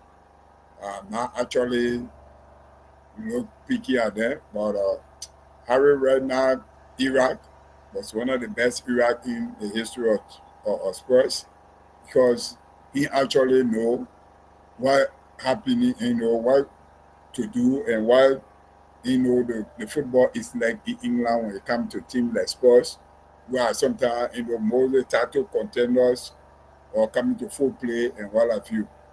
So the team did not perform good, and I think we still remain at that 11 position if they don't put out their fight. It being a Carabola Cup, you can go to semi-final, you be beaten. Yeah, don't see people passing beyond one cup because maybe you got a cup against the Premier League. We need to win it too.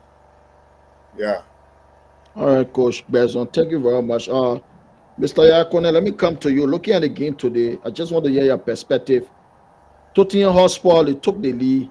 They were 2-0 up. It doesn't matter which team you play, particularly at home. It doesn't matter whether you score the 2 goals in the first minute. If you are 2-0 up in a game, as a big team, you shouldn't be losing, particularly at home. They were up 2-0 and they lost 4-3. But for me, looking at the coach decision today to start his 2 center back that were injured, they were not fit for the match. He rushed them and they went straight back. Probably they will be off for 3 to 4 weeks now instead of 1 week. What's your take on the game? Well, we call that giveaway. Spurs gave that game away to Chelsea today. Their approach to the game Sure. was excellent. Taking on early chances and converting to a goal, it's a brilliant start for any team in the Premier League, especially we look at Spurs' record again, bigger side this season. They've been um, excellent. They go for it, they score goals, they create chances, they run at you, and they started like that, you know. And when they were up front, there are a couple of chances through that came that could bury the game. Son, you know, they couldn't convert them. You can't do that against a bigger side. It's a Yeah. derby game. They all London club. Those games are always tough. So when you get your chances, you gotta take it on. You gotta take them on. They couldn't do it. From the Spurs perspective, they should have taken those chances, scored the goals, and then if you get a 3-4 goals, Chelsea only trying to reduce that score. And in that process, they're vulnerable at the back. Any team for that matter, when you score 3-4 goals on them, they come in at you, especially bigger side, they want to score goals, they want to they anchor. They're not thinking about a back like that. And you got somebody who's brilliant on the attack, Son. So convert your goal, take your chances, score goals, and then kill the game. They couldn't do it, you know. And then Chelsea, from the Chelsea point of view, they kept on fighting. They kept on fighting because Chelsea got a very young squad. Mike Casado, he was excellent in that midfield. He was very solid. He break most of the attack, you know. In most of the attack today, he break it down. And he was very, very tough in that midfield. He kept on firing players. You know, some I don't. I'm one person who don't look at referee mistakes when it comes to this thing, but I think the referee was kind of lenient in his decision with the fire that were playing in our midfield today. It was really lenient. Some of those things should have been a card. I'm not a sports fan or Chelsea fan, Yeah, but some of probably those Casado should have been sent off. I've he seen should have that. been sent off today I've been because that seeing was that a lot. that tackle on Papisa. It wasn't a red card. But again, Premier League referee, we've seen it doing it all the time, you know. So Chelsea fight, they kept on going, they got the first goal, and then Spurs started making terrible mistakes in the box. You can't do it. That penalty that was the first penalty that was caused today on Bissouma. Caicedo by Busuma, that was terrible. That was terrible. You can't do that. He going nowhere. He just dragged the ball. He ain't going towards goal. He going on the side. He looking for any contact. That's what he was doing. And he just went, under. You put pressure on the team. You already got your two best defender substituted due to injury. Manage the game. So from my point of view, I think game management is what caused Spurs to lose that game today. They were leading. They couldn't manage the game. And those kind of decisions should come from the coach. When you're leading, you already got 2-0.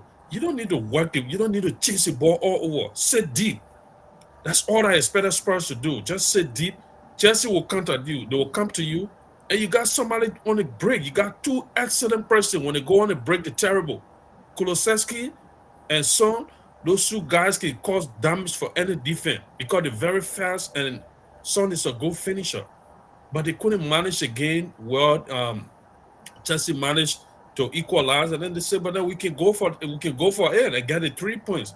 And that's what they did. Chelsea defense is not good. You saw it. You saw the tear goals. The Spurs scored today.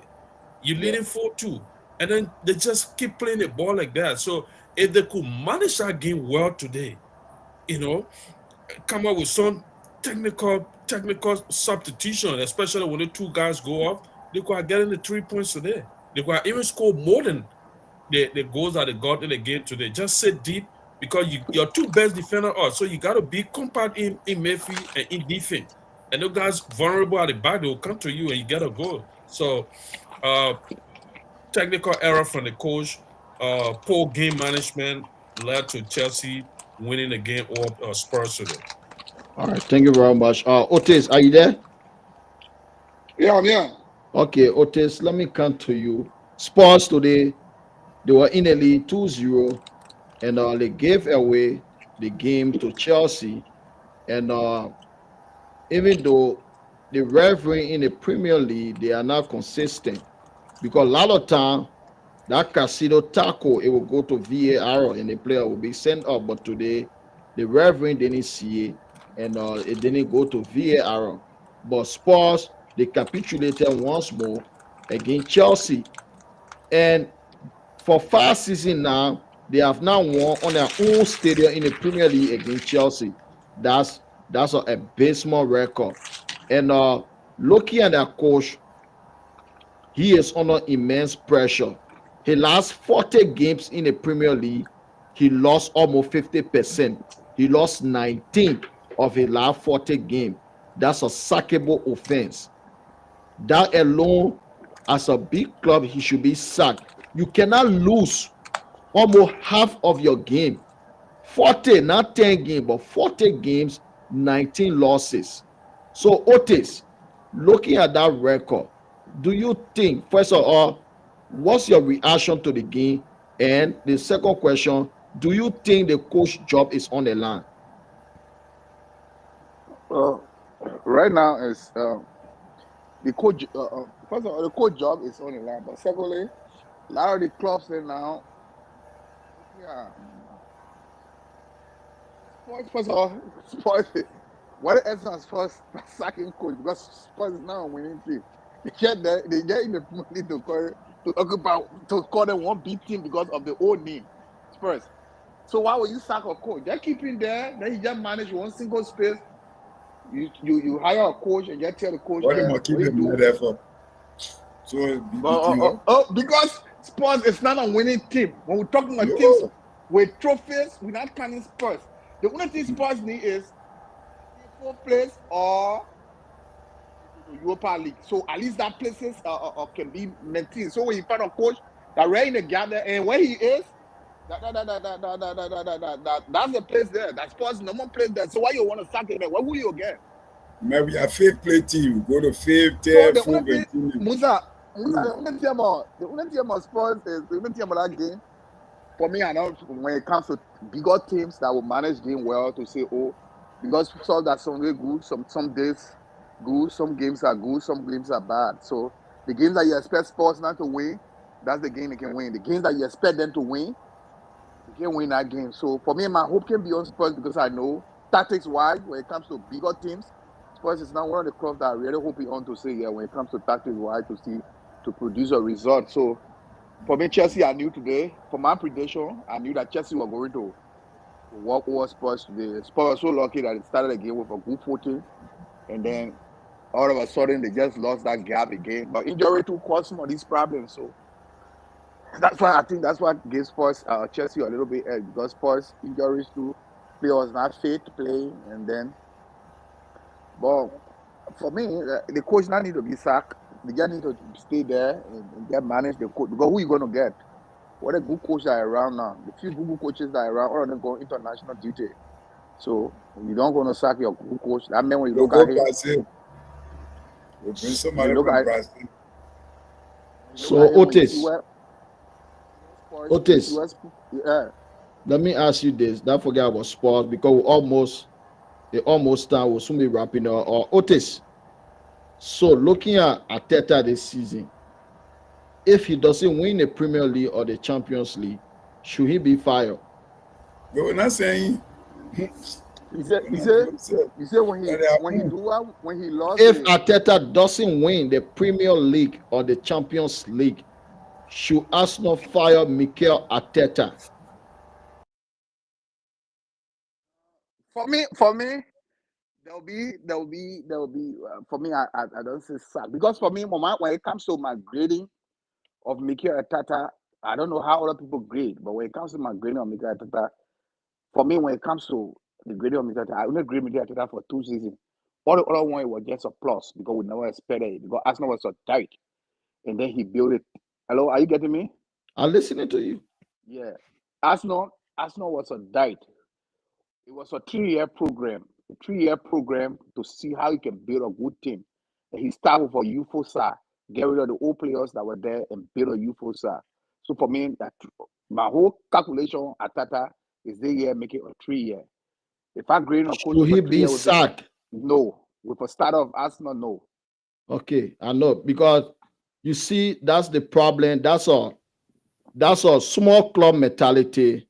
Mikel Arteta has been at Arsenal for 5 years, and he has spent the most money, more than Arsene Wenger. He has spent more than 700 million pounds, and he didn't buy a prolific goal scorer after spending over 700 million pounds. And many people expected Arsenal to be the one in Liverpool position, particularly setting a basement form this season. Because according to you guys, Arsenal fan, that you guys are only waiting for Man City to lose form for you to win the Premier League. And Man City, they have lost form this season, but yet you are third place in the league, and you are not looking like a team that's going to win the Premier League. So why should Arteta not be fired? Why shouldn't Arsenal fire Arteta The if you reason, were waiting? the reason is simple. I say for when it comes to everybody that knew Arsenal for the past when Arteta took job newly, for the past 2 years or 3 years that Arteta took the job, let's say the past 2 years, with the kind of form that Arsenal were in, with the way people are looking at Arsenal, Emma, finish we are first, coming. please. We are coming on. Everybody were looking at Arsenal, were looking at Arteta. Never thought that Arsenal could be your club to say, oh, so when he started a rebuilding process, it was a rebuilding process where everybody knew that. It was only all of a sudden that people started to see the rebuilding process start to take quick effect. That people started to see Arsenal. But even last season, people laughed that Arsenal came second. Whoever thought? People never even thought that Arsenal coming second. Okay, the last question before we go. So, how long before Arteta should be sacked if he doesn't win the Premier League or the Champions League? This year. If next season, if he doesn't win anything, then I think he need to go. But next season, if he doesn't win anything, then I need to go. He need to go. But this season, for me, we can't get him all to say, oh yeah, we'll get him all. Okay, thank you very much. Yeah. Gerson, let me just go to our prediction because it's almost 2 hours now. We've been here. So our prediction for the weekend, we predicted the Liverpool game, but it was postponed. So the Aston Villa game, the score for the Villa game, Villa 1, Southampton 0. And you predicted 3-2 to Villa. I predicted 2-0 to Villa. I didn't even put Mr. Yakone prediction there. I didn't put that prediction for the Villa game. Yeah, I can't remember my prediction for that game. Yeah, I'll try to copy them and say now. Yeah. Excellent. I didn't put your prediction there. So Brentford won 4-2, and you predicted 2-2. I predicted 2-1. Ipswich Town 1, Bournemouth 2. You predicted 2-0 to Ipswich. I predicted 2-1. You predicted 2-0. You gotta call the name because when you say you. Now, Matthew Bezon. Oh. Yeah, I don't know why I see I didn't mark the first few prediction for you. I don't know. Oh, okay. I didn't mark it. I forgot. So Matthew Bezon, that go back. Ipswich Town 1. The Raffles score 1. Bournemouth 2. You predicted 2-0 to Bournemouth. I predicted 2-1 to Bournemouth, so I got that score correctly. Leicester City 2, Brighton 2. You predicted Matic Bezon 2-0 to Leicester. I predicted Leicester losing 2-1. So both of us Messi and Crystal Palace 2, Manchester City 2. Okay, Mr. Corner predicted 1-1, and Matic Bezon, you predicted 3-1 to City. I predicted 2-1 to City. So we all get it wrong. Manchester United 2, Nottingham Forest 3. Mr. Yakone predicted 2-1 to Man United. Matic Bezon 2-0 to Man United. I predicted 3-1. We all get it wrong. Fulham 1, Arsenal 1. Mr. Yaya predicted 2-3 in favor of Arsenal. Matic Bezon said 2-2. I said 2-1 in favor of Arsenal. Tottenham 3, Chelsea 4.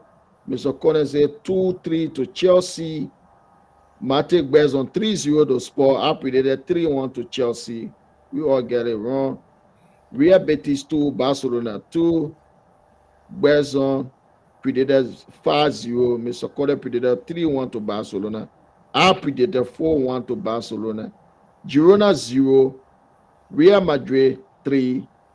Matic Bezon, you predicted 3-0. You get the score correct. Mr. Corner said 2-0 to Madrid. I said 2-1 to Madrid.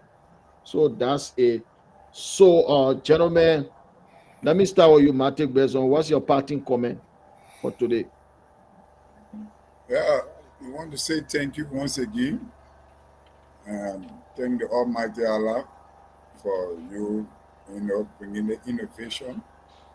We want to tell our friends, our brothers, supporters, all there too, to try to subscribe as you always talking to them. They'll get the platform, set so that we can, make it a bigger one. Yeah. Okay, thank you very much. Mr. Kone, what's your parting comment?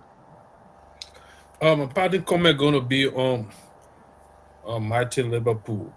We didn't talk about them today because they didn't play. Their game was postponed due to the weather, terrible weather condition in Liverpool on Saturday.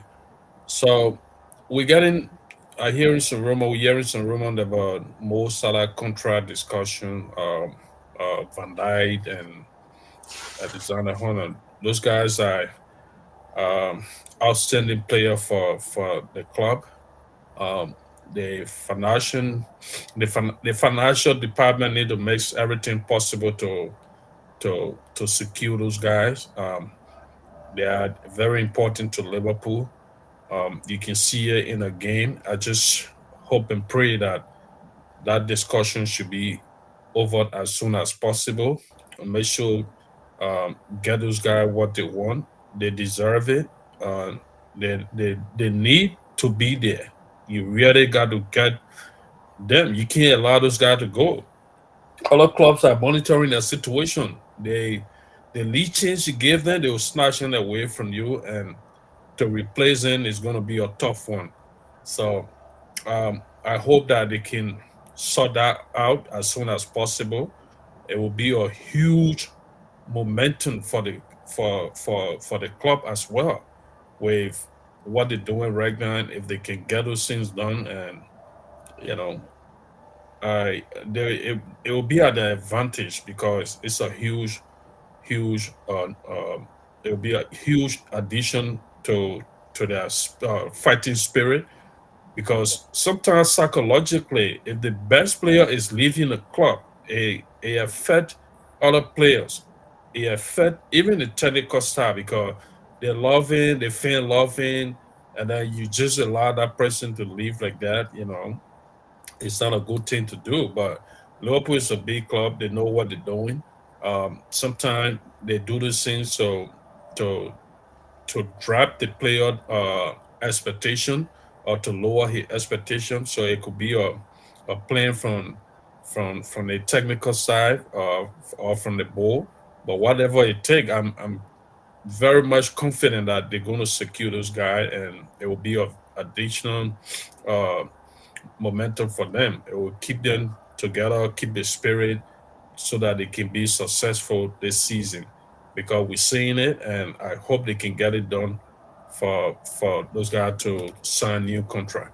Thank you very much again to our fan, follower, well wisher, those that are watching, to all of my colleagues on the platform today. I want to say thanks to you guys. I want to say um, hi to our senior brother, Umaru.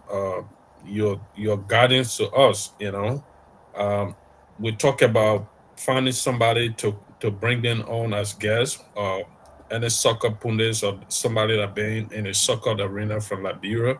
Um, we hope to talk to some female one day to bring them on, because they're getting involved and they're into it bigly. We're looking forward to that. We're looking forward to you agent to try to talk to somebody, maybe one on our show one day. They can show up and just talk about the game, especially Liberian football. So this is a starting. We just got to be focused, consistent, to remain consistent, and make sure that we achieve our goal. It's a good thing that our Gina brother brought out, and we got to support it, and see how best we can go forward. Thank you Sure. guys today, and you guys have a wonderful week. And I hope we meet here again May week, because the Champion League coming out next week. All right. Thank you very much. Otisai, Mr. Otisai. You Yeah, hear me? What's your parting yeah, comment, my brother? What's your comment? yeah. Well, I saw. I thank to Inji, our senior coach, the veteran coach. At least I was surprised to see the man on. I think the man can take his time because we know how the time looking like, brother. It's so late right now. I need to get the time to be able to see them. monitor, but I will tell him thank you for the time and all the time that he will always be here. For me, I've been out because of the schedule and stuff. So but at least once I will try to see how I can set it up to see how I can be constant when it comes to the so-called discussion. But we don't got nothing much to say. We'll see how the maybe will be for the Champion League to see how we can give our little input and see. We hope this can go further. If you're watching the show, you can share, tell your friends about it, share, comment, because that's how we will be able to monetize the page and see how best we can go further. Because if you want to get more info, we'll start bringing you some other programs that will be giving you live commentary from various video clubs all around the country. But we're still working on that. But the best way we can get this going is for you to share, keep sharing. Then that's the program, how it can go on. But thank you again for today. We'll see how the weekend will be or maybe we will be. Engine. Yeah. All right. Thank you very much. I Yeah. really appreciate everyone for coming on. We'll be back here on Wednesday, May with football. We'll be discussing the Champions League games because Tuesday and Wednesday we have Champions League feature. Real Madrid, Arsenal, Man City, Liverpool. They will be playing in the Champions League. We'll be back Wednesday, 5 p.m. Central Time, 6 p.m. Eastern Time, 3 p.m. West Coast Time, and 11 p.m. Liberian Time. If you have not yet subscribed, the link is in the description. Please go there, subscribe, share, and like. We really appreciate it. Thank you for coming on. That's how we come to the end of the weekend reaction show. Peace.